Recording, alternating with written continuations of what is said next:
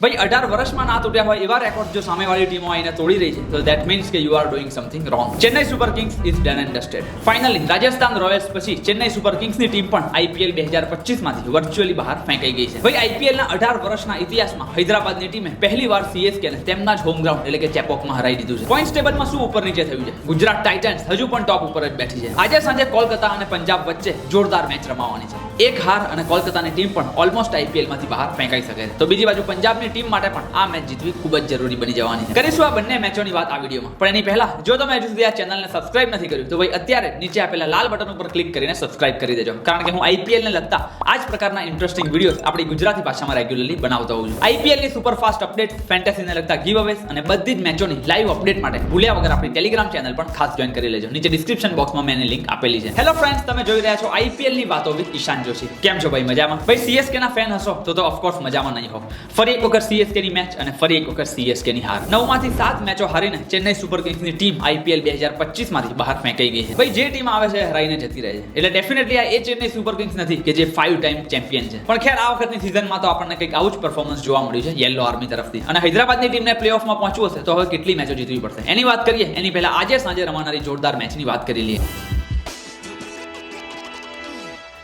એક બાજુ defending champions Kolkata knight riders છે તો ભાઈ બીજી બાજુ કોલકાતાને ચેમ્પિયન બનાવનારા કેપ્ટન શ્રેયસ અય્યરની પંજાબ કિંગ્સ છે. કોલકાતાના આઇકોનિક ઈડન ગાર્ડન્સમાં આજે સાંજે 7:30 વાગ્યા મુકાબલો રમાવાનો છે. પિચની વાત કરીએ તો કોલકાતાના ઈડન ગાર્ડન્સમાં આ વખતે આઈપીએલ 2025માં આપણને મોટા ભાગની મેચો હાઈ સ્કોરિંગ જોવા મળી છે. ધેટ મીન્સ કે આજે સાંજે રમાનારી મેચ પણ આપણને બેટિંગ ફ્રેન્ડલી પિચ ઉપર રમાતી જોવા મળી શકે છે. પ્લેઓફની રેસમાં બની રહેવા માટે બંને ટીમો માટે આ મેચ જીતવી ખૂબ જ જરૂરી બની જવાની છે. બંને ટીમોના હેડ ટુ હેડ રેકોર્ડ્સની વાત કરીએ તો અત્યાર સુધી આઈપીએલના ઇતિહાસમાં કોલકાતા નાઇટ રાઇડર્સ અને પંજાબ કિંગ્સ વચ્ચે ટોટલ 34 મેચો રમાયેલી છે. જેમાંથી 21 મેચો કોલકાતા નાઇટ રાઇડર્સની ટીમ જીતી છે અને ફક્ત 13 જ મેચ પંજાબ કિંગ્સની ટીમ જીતી શકી છે. એટલે હેડ ટુ હેડ રેકોર્ડમાં તો 100% કેકેઆરનું પલડું ભારે લાગી રહ્યું છે. પરંતુ આ વખતે આઈપીએલ 2025ના કરંટ ફોર્મની વાત કરીએ તો પરિસ્થિતિ કંઈક અલગ જ જોવા મળી રહી છે. 8 માંથી 5 મેચો જીતીને 10 પોઈન્ટ સાથે પંજાબ કિંગ્સની ટીમ આ વખતે પોઈન્ટ ટેબલમાં 5મા નંબર ઉપર બેઠી છે. જ્યારે બીજી બાજુ કોલકાતા નાઇટ રાઇડર્સની ટીમ 8 માંથી હજુ સુધી ફક્ત 3 જ મેચ જીતી શકી છે અને 5 મેચમાં તેમને હારનો સામનો કરવો પડ્યો છે. ઇનફેક્ટ આ આઈપીએલમાં જ ઓલરેડી આ બંને ટીમો એકબીજાની સામે એક વખત તો ટકરાઈ ચૂકી છે કે જેમાં પંજાબ કિંગ્સની ટીમે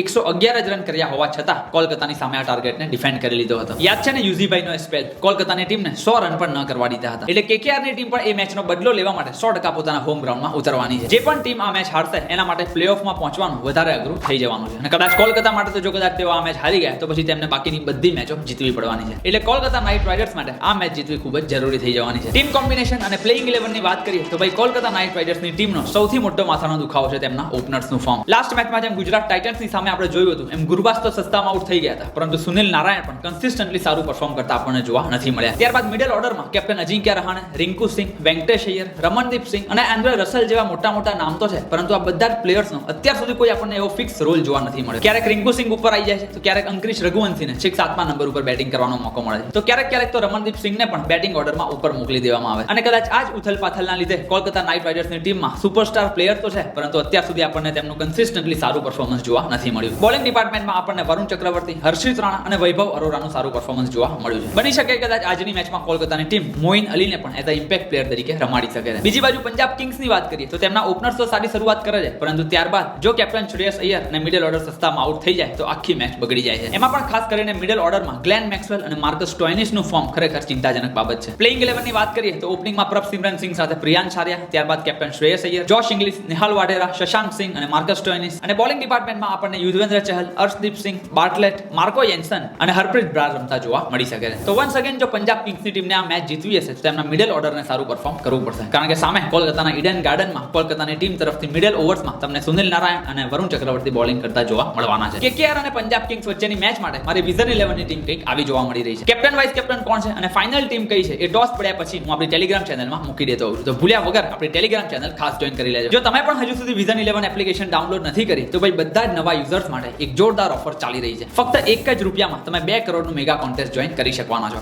યસ, ફક્ત 1 જ રૂપિયામાં. અને એટલું જ નહીં, વિઝન 11 ઉપર આઈપીએલ ની દરેક મેચમાં તમને ફ્રીમાં 1 લાખ રૂપિયાનું ગીવ અવે કોન્ટેસ્ટ પણ જોવા મળી જાય. ભાઈ મારું તો રૂટીન હોય છે, દરેક મેચ ચાલુ થાય એની પહેલા આ 2 કોન્ટેસ્ટ ખાસ જોઈન કરી લેવાના, એક 1 રૂપિયા વાળું અને એક ફ્રી ગીવ અવે વાળું. નીચે લિંક આપેલી છે, ફટાફટ વિઝન 11 એપ્લિકેશન ડાઉનલોડ કરી લેજો અને આજે સાંજે રમનારી મેચ માટે આ બંને કોન્ટેસ્ટ ખાસ જોઈન કરી લેજો.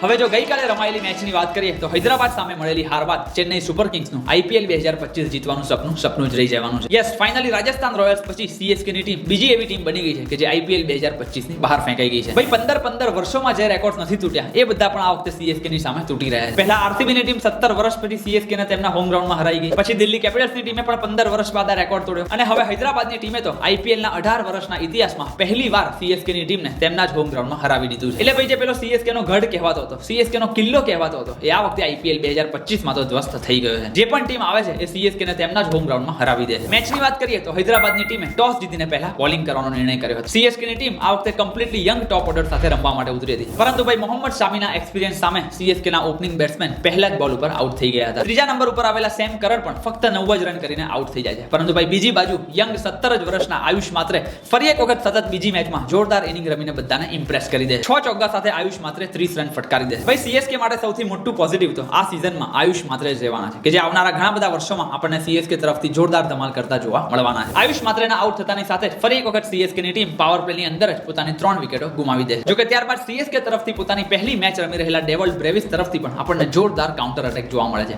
ઇનફેક્ટ તેઓ રવિન્દ્ર જાડેજા સાથે એક સારી પાર્ટનરશિપ પણ બિલ્ડ કરવાનો ટ્રાય કરે છે. ડેવોલ્ડ બ્રેવિસ 25 જ બોલમાં 4 છગ્ગા સાથે 42 રન કરીને આઉટ થઈ જાય છે. ભાઈ શું કેચ કર્યો હતો પેલા કમેન્ડુ વેન્ડલીસે, અને કદાચ એ કેચ જ હતો કે જેને આખી ગેમનું મોમેન્ટમ બદલી નાખ્યું હતું. કારણ કે જ્યાં સુધી ડેવોલ્ડ બ્રેવિસ રમી રહ્યા હતા ત્યાં સુધી તો લાગતું હતું કે કદાચ CSK ની ટીમ 180 ને પણ પાર કરી દેવાની છે. પણ બ્રેવિસના આઉટ થતાની સાથે જ ફરી એક વખત CSK ની બેટિંગ લાઇનઅપ એકદમ પત્તાની જેમ ઢળી પડે છે. એટલે એક સમયે જે CSK ની ટીમનો સ્કોર 114 રનને 4 વિકેટ હતો, એ જ CSK 154 રનમાં તો ઓલ આઉટ થઈ જાય છે. હૈદરાબાદ તરફથી હર્ષલ પટેલ 4 ઓવરમાં ફક્ત 24 જ રન આપીને 4 વિકેટો પાડી દે છે. હવે 155 રનનો ટાર્ગેટ હતો અને બીજી ઇનિંગમાં ડ્યુ પણ આવતી હોય છે. એટલે બધાને ખબર જ હતી કે ભાઈ હૈદરાબાદની ટીમ ઇઝીલી આ ટાર્ગેટને ચેસ કરી નાખવાની છે. જો કે ભાઈ હૈદરાબાદની ટીમ જ્યારે ચેસ કરવા માટે ઉતરી તો ભાઈ તેમની શરૂઆત પણ એકદમ ખરાબ રહી હતી અને અભિષેક શર્મા 0 રનના સ્કોર ઉપર આઉટ થઈ ગયા હતા. પણ ભાઈ જ્યારે ટાર્ગેટ જ 150 ની આજુબાજુનો હોય અને એમાં પણ ખાસ કરીને તમારા બોલર્સ આઈને વાઇડ બોલ અને નો બોલ ફેંકવા લાગે તો ક્યાંથી તમે ટોટલ ડિફેન્ડ કરી શકવાના હતા. એક સમયે તો CSK ની ટીમે હૈદરાબાદની 54 જ રનમાં 3 વિકેટો પાડી દીધી હતી. એટલે ત્યારે એમ લાગ્યું કે કદાચ CSK ની ટીમ આ ગેમને બનાવી શકે છે. પરંતુ ઈશાન કિશન, નીતિશ રેડ્ડી અને કમેન્ડુ મેન્ડીસે ભેગા થઈને આરામથી આ ટાર્ગેટને ચેસ કરી નાખ્યો હતો અને છેવટે હૈદરાબાદની ટીમ આ મેચ જીતી ગઈ હતી. આ હાર બાદ હવે CSK અને રાજસ્થાનની ટીમના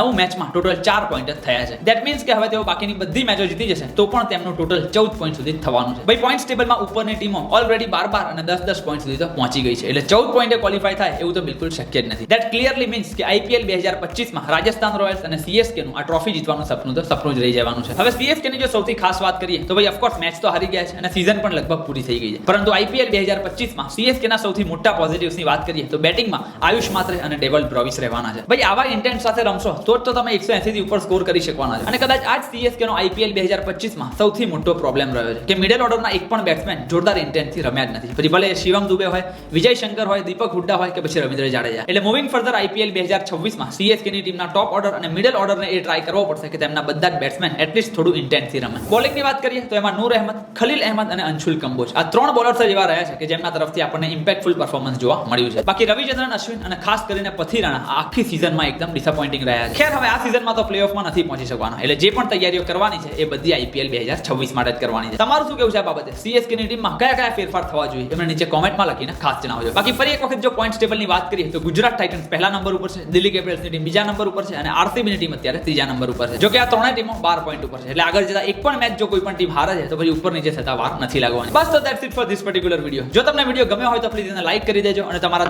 દરેક ગુજરાતી મિત્રો સુધી શેર કરી દેજો. વિઝન 11 અને ટેલિગ્રામની લિંક મેં નીચે ડિસ્ક્રિપ્શન બોક્સમાં આપેલી છે. IPL ને લગતા આવા જ વિડિયોઝ ડેઈલી આપણી ગુજરાતી ભાષામાં જોવા માટે આ ચેનલને ભૂલ્યા વગર સબસ્ક્રાઇબ કરી લેજો. મળીએ છીએ આપણે ફરી એક વખત આવા જ ઇન્ટરેસ્ટિંગ વિડિયો સાથે. ત્યાં સુધી આવજો.